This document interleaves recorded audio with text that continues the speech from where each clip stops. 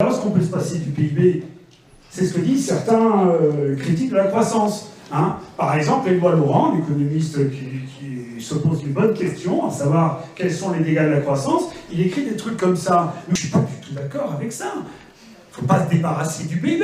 On sait ce que mesure le PIB. Il mesure les revenus et il nous donne une parfaite indication de notre capacité à détruire le monde. Eh bien, si on pense que détruire le monde, c'est pas bien, on garde le PIB et puis on va dans l'autre sens. Voilà. Bon, sauf qu'il y a un petit problème, on est d'accord. Hein, c'est qu'il ne faut pas sous-estimer l'amour qu'on a tous pour le PIB. Les gens aiment voir leurs revenus augmenter. On aime même voir les revenus des autres augmenter. Il y a un gars qui s'appelle Hirschman qui a appelé ça l'effet tunnel. Je trouve ça très drôle, il faut que je vous le cite. Quand vous êtes dans un tunnel et que vous êtes dans un embouteillage et que c'est bouché dans le tunnel, vous êtes content quand ça se met à avancer. Mais même si vous êtes à l'arrêt, que vous ne bougez pas et que vous voyez les voisins qui avancent, vous êtes content aussi. Pourquoi ?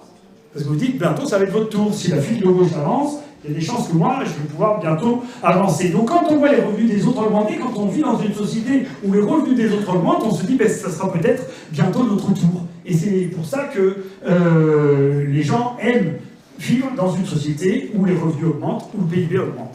Bon, ben donc c'est l'effet tunnel d'Hirschman. Dans une société marchande, aime-t-on quelque chose plus fort que la hausse de nos revenus ?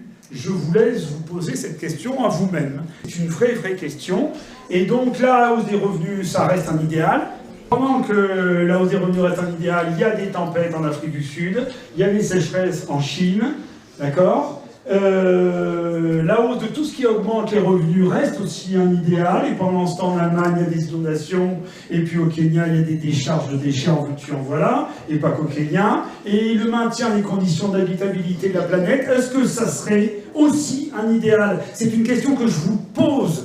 Est-ce que vraiment cette hausse des revenus qu'on aime tous, et qui est très bien mesurée par le PIB, est-ce qu'elle compte au bout du compte plus que le fait que notre planète reste habitable? L'Espagne, c'est Valence il n'y a pas longtemps, et ça, c'est les États-Unis. Ok, on a le choix entre croître et aller dans le sens de la destruction du vivant et des écosystèmes, ou décroître et aller où?